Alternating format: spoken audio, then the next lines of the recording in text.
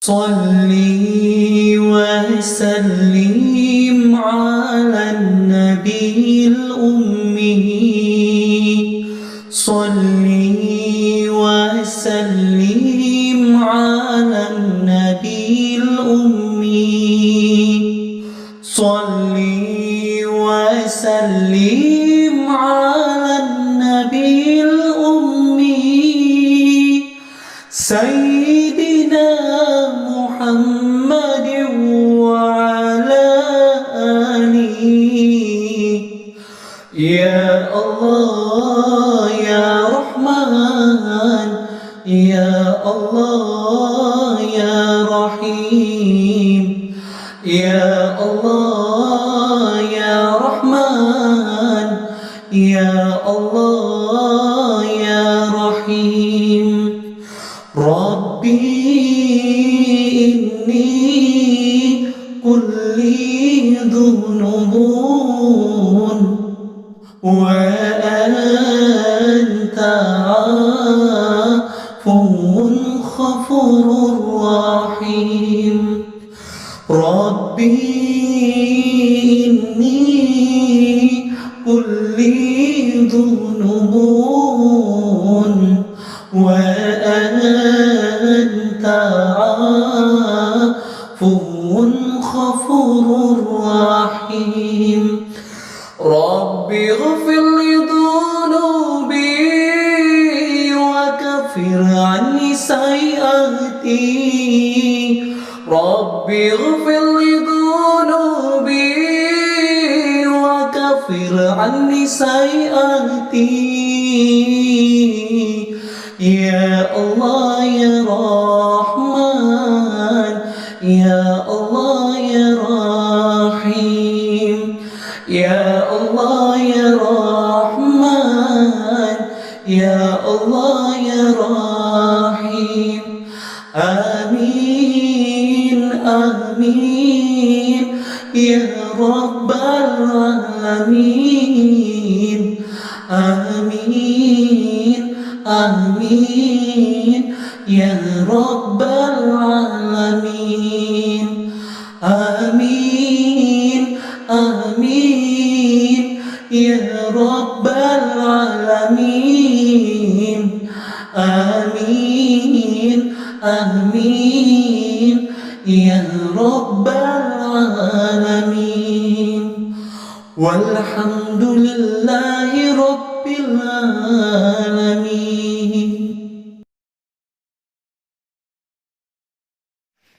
Assalamualaikum warahmatullahi wabarakatuh.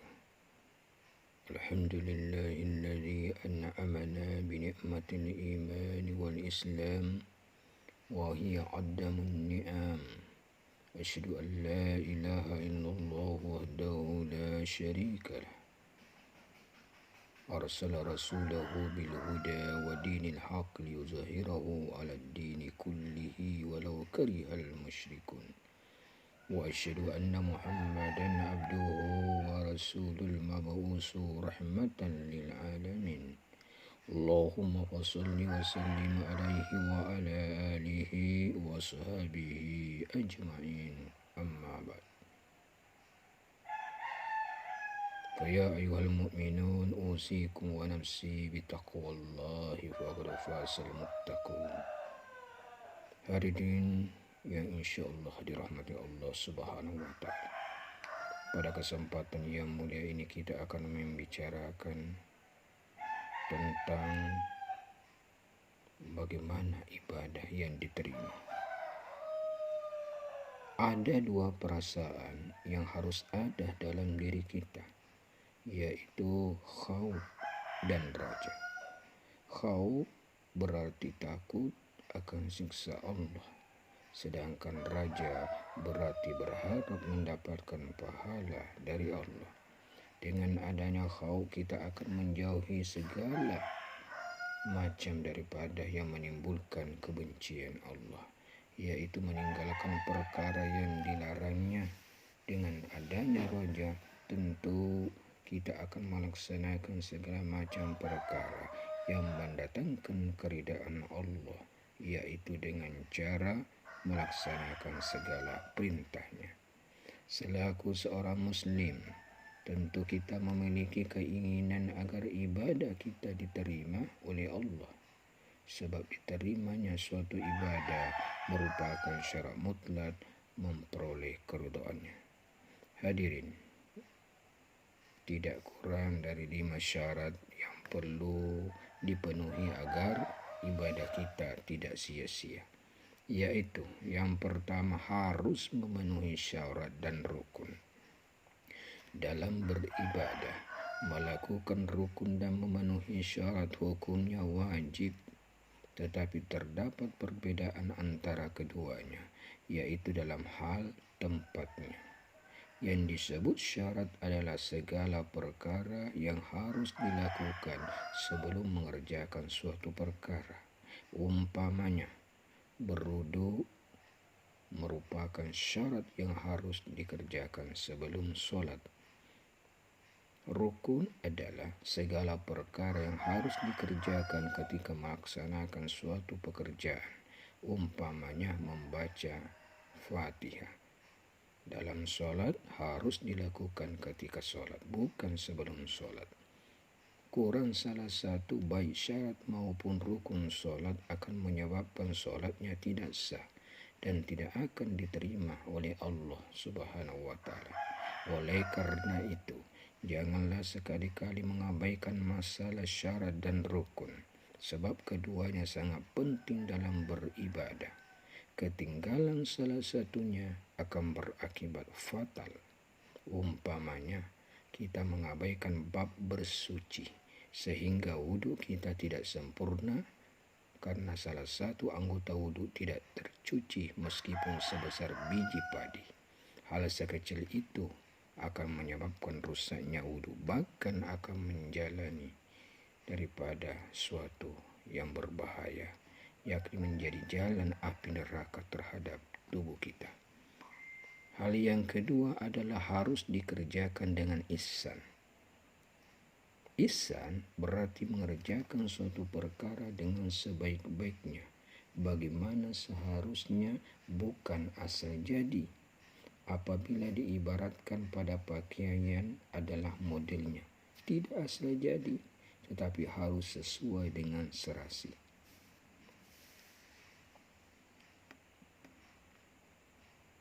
Harus sesuai dan serasi. Nah, tentu kita pahami jemaah dimuliakan Allah Subhanahu wa Ta'ala, tidak asal jadi daripada pakaian, daripada model pakaian yang kita sukai. Nabi Muhammad SAW pernah ditanya mengenai ihsan. Beliau menjawab, al-ihsanu an ta'budallaha ka'annaka tarahu fa illam takum tarahu fa innahu yaraka. Ihsan itu adalah engkau menyembah Allah seakan-akan engkau melihatnya, dan apabila engkau tidak melihatnya, sesungguhnya Allah melihatmu. Karena kita beribadah merasa sedang berhadapan dengan Allah Subhanahu wa Ta'ala, tentu kita melaksanakan ibadah itu dengan sebaik-baiknya. Sifat ihsan yang menjadi syarat diterimanya ibadah ini harus dijadikan bekal dalam kehidupan sehari-hari bagi setiap muslim. Dalam arti, ihsan jangan hanya dilakukan dalam ibadah sholat, tetapi semua pekerjaan harus didasari dengan ihsan. Seorang pekerja yang ihsan akan melaksanakan tugas dan kewajibannya dengan baik meskipun tidak diawasi atasan. Apabila sifat ihsan sudah hilang, maka ibadah seseorang akan alas-asalan. Semua pekerjaannya, ibadahnya, semuanya asal-asalan, asal jadi atau hanya berdasarkan keinginan sendiri. Kemudian hal yang ketiga, syarat diterimanya ibadah harus dilakukan dengan khusyuk. Khusyuk atau konsentrasi dan penuh perhatian terhadap apa yang sedang dilakukan merupakan bagian yang tidak boleh disepelekan dalam beribadah. sebab banyak keterangan yang menjelaskan bahwa manusia yang tidak khusyuk dalam solatnya tetap akan celaka. Memang khusyuk itu sangat susah. Dalam solat misalnya, kadang-kadang fikiran kita tidak tertuju pada solat, tetapi tertuju kepada hal-hal lain di luar solat. Biasanya yang terbayang ketika solat adalah perkara yang sangat diidam-idamkan atau sangat yang ditakuti. Oleh karena itu, kita perlu mengetahui cara solat agar khusyuk. Di antaranya, tekadkan hati untuk melaksanakan solat. Kemudian jangan solat di atas sajadah yang penuh dengan tulisan dan gambar-gambar. Perhatikan dahulu keadaan sekeliling kita apabila solat di tempat yang baru. Lalu jangan solat ketika lapar atau haus sekali. Demikian juga ketika ingin buang air.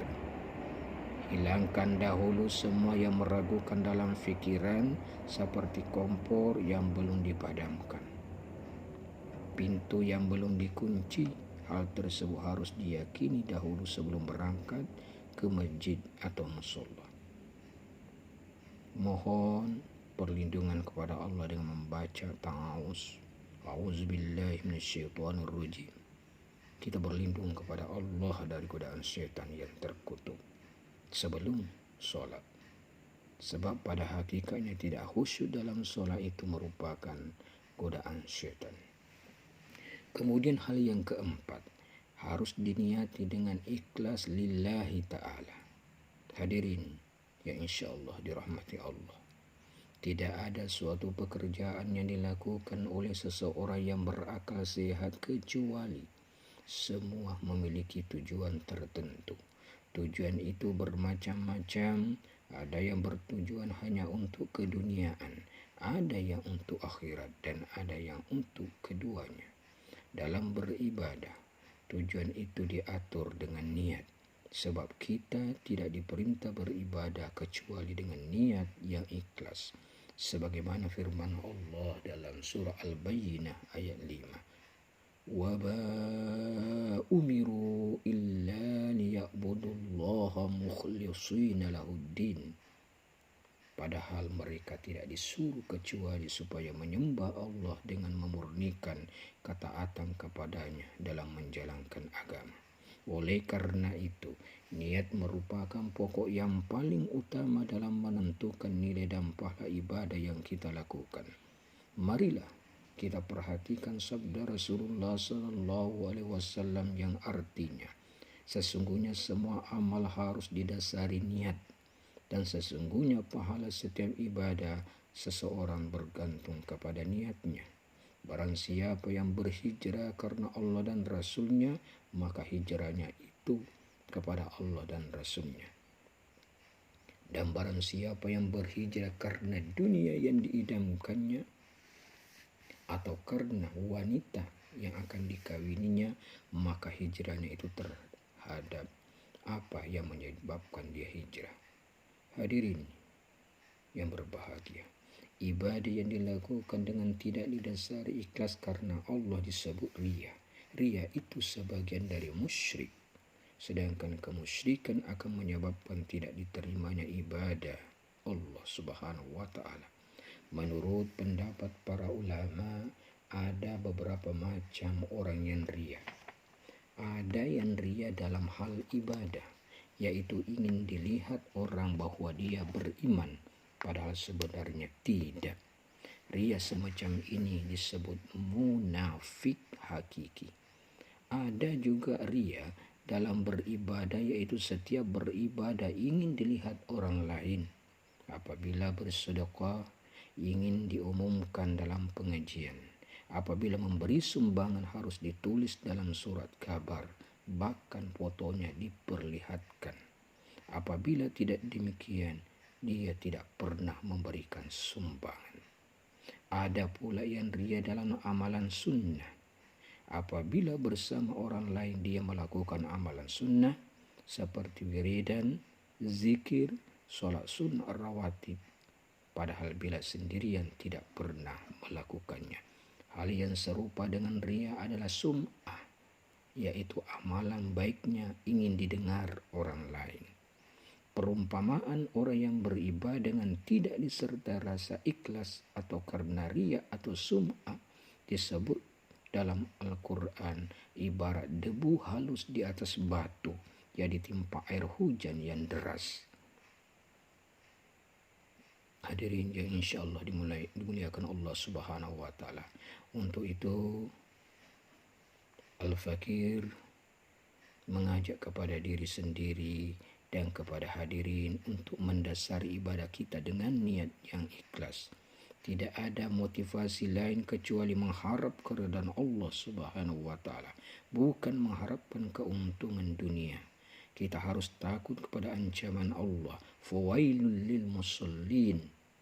Maka kecelakaanlah bagi orang-orang yang sholat, yaitu allazina hum an sholatihim sahun, orang-orang yang lalai dalam sholatnya. Alladzina hum yura'un, orang-orang yang berbuat riya, wa yamna'unal ma'un, dan enggan menolong dengan barang berguna. Hadirin yang berbahagia. Kemudian syarat yang kelima agar ibadah diterima, yaitu ibadah itu harus berakibat positif. Harus berakibat positif bagi kita dan masyarakat. Umpamanya, ibadah sholat harus bisa mencegah dari perbuatan keji dan mungkar. Sebab sholat yang tidak bisa mencegah perbuatan jahat dan mungkar, maka ibadahnya hanya merupakan sebuah bungkusan yang tidak berarti. Jangan merasa tenang karena sudah melaksanakan sholat, sudah berkurban, sudah mengeluarkan zakat, sudah puasa, sudah menunaikan daripada ibadah haji. Sebab kita dituntut membuktikan hasil ibadah kita dalam kehidupan sehari-hari, terutama dalam kepentingan umum. Marilah kita perhatikan sabda Rasulullah sallallahu alaihi wasallam. Qala Allah Ta'ala, Allah Subhanahu wa Ta'ala berfirman, atakabbalu salata mimman tawada'ah li'udamati wa lam yastati ala khalqi wa lam yabit musurrun ala ma'siyati wa qata'an nahara bizikri wa rahimal miskina wa banas sabil wal armalata wa rahimal musaba zalika nuruhu kanusyan akla'una bi'izzati wasta'fidhu malaikati aja'alu lahu fi dhulumati nuran wa fil jahalati ilman wa mathaluhu min khalqi kamathalil firdausi fil jannah. Kami akan menerima sholat orang-orang yang tawadu, orang yang merendahkan diri kepada keagunganku, yang tidak pernah berbuat curang kepada sesama makhlukku, yang tidak terus-terusan melakukan dosa, yang menghabiskan hari-harinya dengan zikir kepadaku dan menyayangi fakir miskin, musafir, janda-janda yang mendapat musibah. Cahaya orang yang demikian ibarat cahaya matahari. Kami akan memelihara mereka dengan keagungan kami. Mereka akan dijaga oleh malaikat kami. Kami menciptakan cahaya untuk mereka di saat kegelapan dan ketentraman ketika ketakutan. Perumpamaan dari makhluk kami ibarat Firdaus dalam surga. Riwayat Al-Bazzar dari Ibnu Abbas. Hadirin rahimakumullah, bermacam-macam kebaikan yang dilakukan oleh orang-orang yang sholat akan menjadi sebab diterimanya ibadah sholatnya.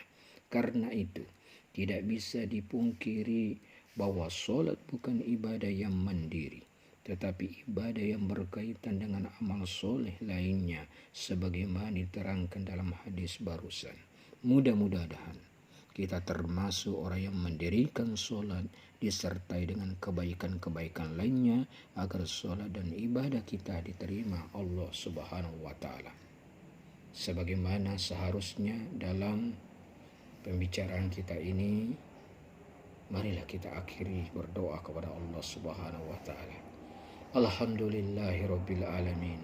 Wassalatu wassalamu ala asyrafil anbiya'i wal mursalin Sayyidina Muhammadin wa ala alihi washabihi ajmain. Amin ya rabbal alamin. Allahumma ya Allah, kami mengharapkan diri kepadamu. Kami hadapkan diri ini untuk bagaimana bersujud kepadamu. Kami melaksanakan ibadah karena ikhlas lillahi ta'ala. Oleh karena itu semoga Engkau ya Allah menerima ibadah kami, agar ibadah kami yang kami lakukan tidak sia-sia. Allahumma ya Allah, semoga Engkau memberi taufik dan hidayah kepada kami, hidayah seluruh alam, agar kami bisa melaksanakan amal soleh lainnya yang merupakan syarat diterimanya ibadah kami. Ya Allah, semoga Engkau tidak memalingkan hati kami sesudah Engkau memberikan hidayah, dan semoga Engkau memberi rahmat kepada kami dan kepada seluruh alam. Sesungguhnya Engkau pemberi rahmat. Demikian yang dapat kami sampaikan dalam pertemuan ini. Mudah-mudahan ada manfaatnya. Wallahu muwaffiq ila aqwamit thariq. Wabillahi taufiq wal hidayah waridha wal inayah. Wassalamu alaikum warahmatullahi wabarakatuh.